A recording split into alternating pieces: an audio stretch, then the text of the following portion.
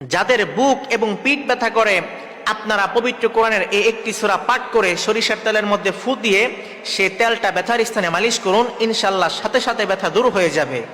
সুস্থতা এবং অসুস্থতা উভয়টি হচ্ছে আল্লাহ তাআলার পক্ষ থেকে এক বিরাট নিয়ামক। মানুষ যখন সুস্থ থাকে তখন সে আল্লাহ তাআলার ইবাদত করে, আল্লাহর শুকরিয়া আদায় করে। আর যখন সে অসুস্থ হয়ে পড়ে আল্লাহ তাআলা সেই বান্দার গুনাহ মাফ করে দেন, তার মর্যাদা বৃদ্ধি করে দেন। সুবহানাল্লাহ পড়েন। মানুষ গুনাহ করে, গুনাহ করা মানুষের স্বভাব।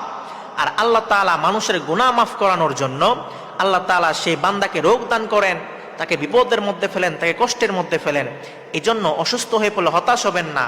আল্লাহ তাআলা আপনার অসুস্থতার মাধ্যমে আপনার গুনাহ মাফ করে দিচ্ছেন, আপনার মর্যাদা বৃদ্ধি করতেছেন। মানুষ নানা রকম নানা ধরনের রোগে আক্রান্ত হয়ে পড়ে, কেউ ছোট রোগে, কেউ বড় রোগে। আল্লাহর হাবিব সাল্লাল্লাহু আলাইহি ওয়াসাল্লাম হাদিসের মধ্যে বলেছেন, আল্লাহ তাআলা এমন রোগ সৃষ্টি করেননি যার ঔষধ তিনি সৃষ্টি করেননি। আল্লাহর হাবিব বুঝাইতে চাইলেন, আল্লাহ তাআলা যেমন রোগ সৃষ্টি করেছেন ঠিক তেমনি ভাবে সেই রোগের ঔষধও সৃষ্টি করেছেন। আল্লাহ তাআলা পবিত্র কোরআনের মধ্যে বলেন, ওয়ানুনাজ্জিলু মিনাল কুরআনি মা হুয়া শিফাউন ওয়া রাহমাতুল লিল মুমিনিন। আল্লাহ তাআলা বলেন, আমি কোরআনের মধ্যে এমন বিষয় নাজিল করেছি যা মুমিনের জন্য রহমত এবং শিফা। ইমাম বাইহাকী রাহমাতুল্লাহি আলাইহি বলেন, আল্লাহ তাআলা কোরআনের মধ্যে মানুষের আত্মার যাবতীয় রোগের ঔষধ রেখেছেন, ঠিক তেমনি ভাবে মানুষের দেহের যাবতীয় রোগের ঔষধ রেখেছেন। যে ব্যক্তি এই কোরআন দ্বারা আরোগ্য লাভ করতে পারলো না, শিফা লাভ করতে পারলো না, তার জন্য কোনো আরোগ্য নেই, তার জন্য কোনো শিফা নেই। আপনি অসুস্থ হয়ে পড়লে অবশ্যই ডাক্তারের কাছে যাবেন, ডাক্তারের চিকিৎসা গ্রহণ করা সুন্নাহ। তবে একটা কথা মনে রাখবেন, ডাক্তারের চিকিৎসা গ্রহণ করার আগে আপনি কোরআন হাদিস অনুযায়ী আমল করবেন।